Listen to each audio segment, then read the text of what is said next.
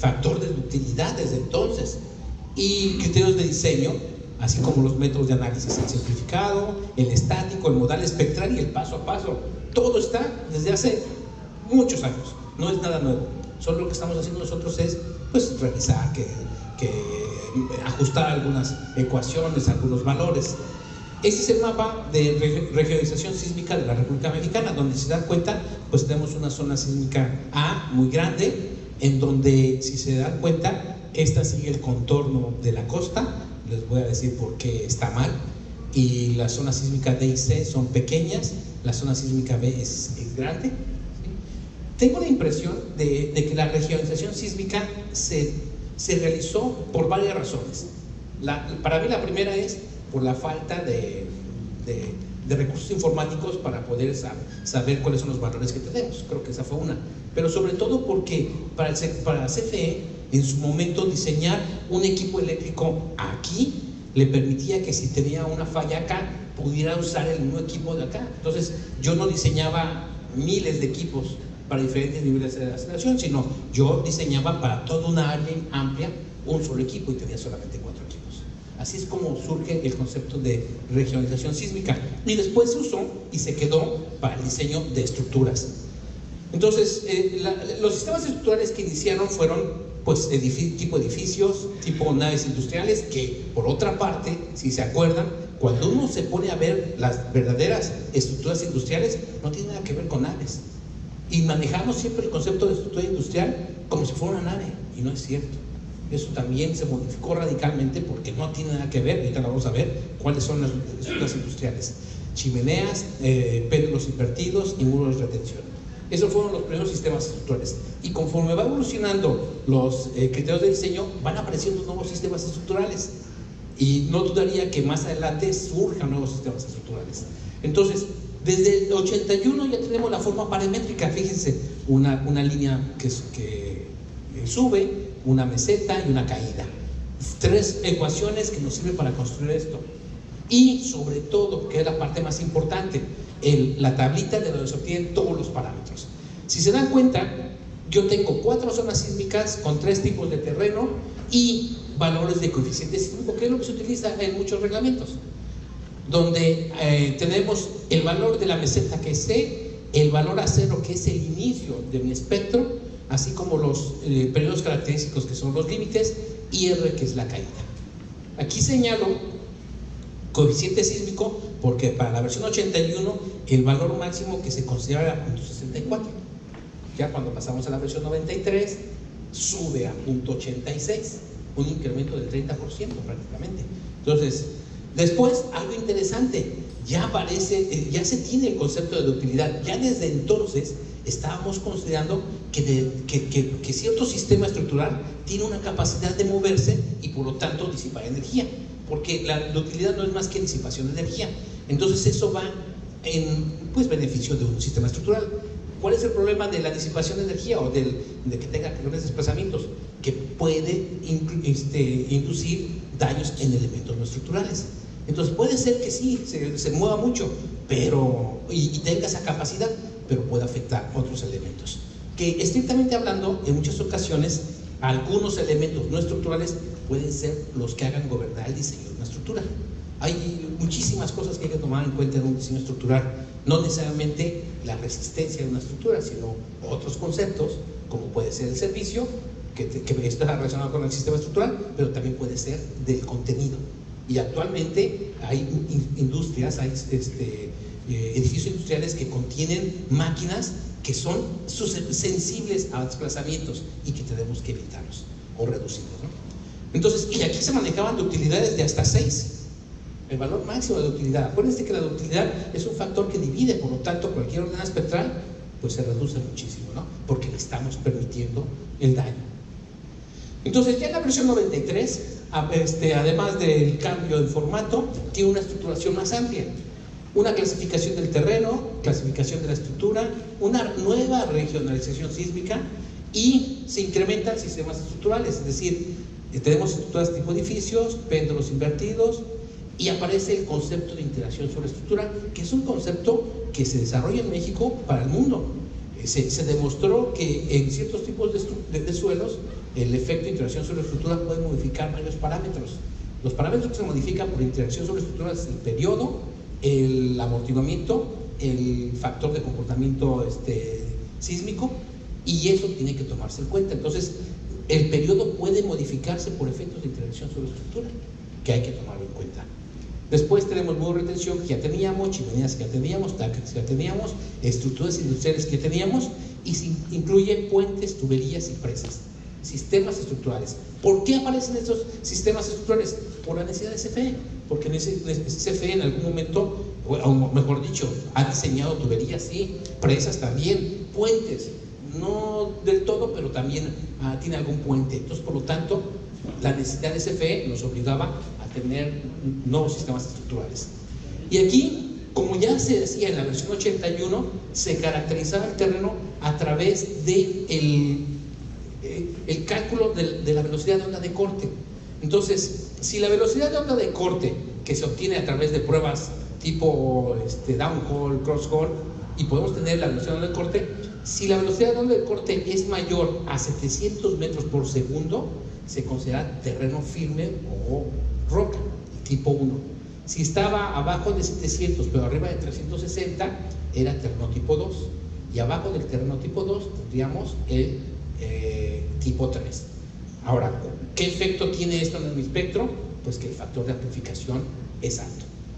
Es aquí donde por eso la caracterización es importante, porque de un espectro en roca puedo tener un espectro amplificado por efectos de sitio, y entre mejor caracterizado esté el efecto de sitio, podemos tener mejor nuestro espectro.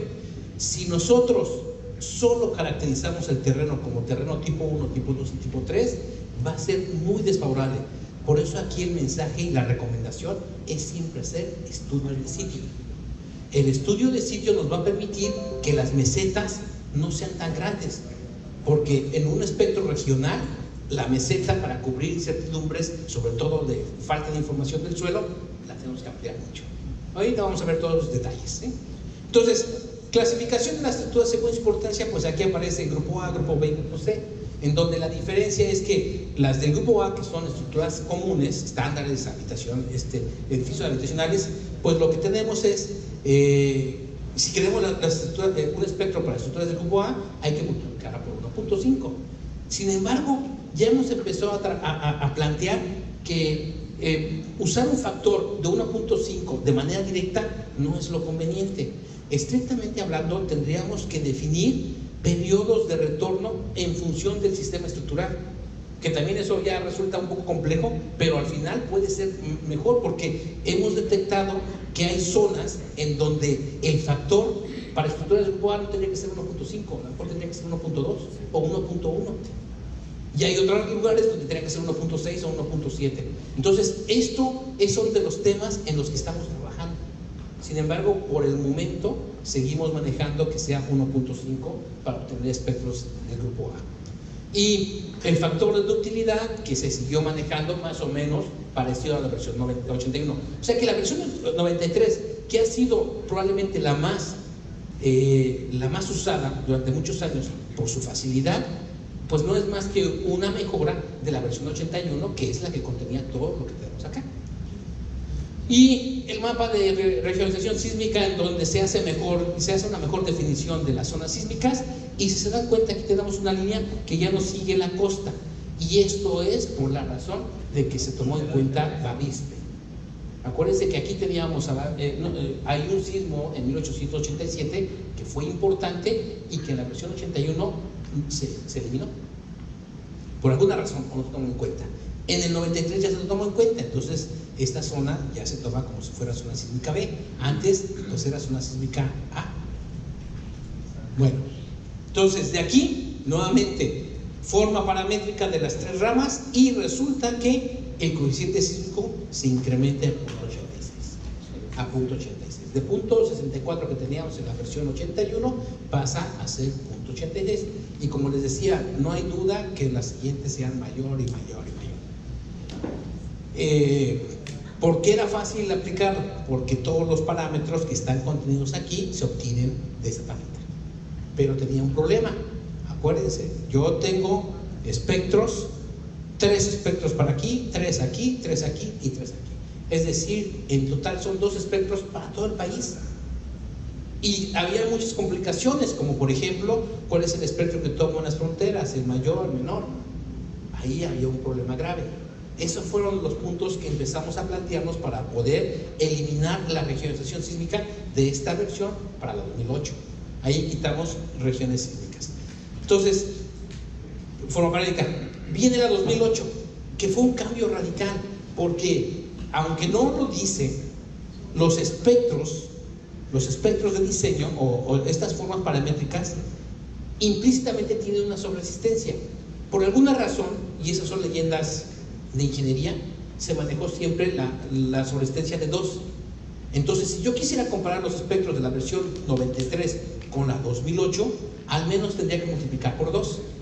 Pero los estudios recientes indican que hay sistemas estructurales que generan mayor sobreresistencia que otros. Por lo tanto, pues tampoco puede ser 2. Sin embargo, es una forma rápida de comparar.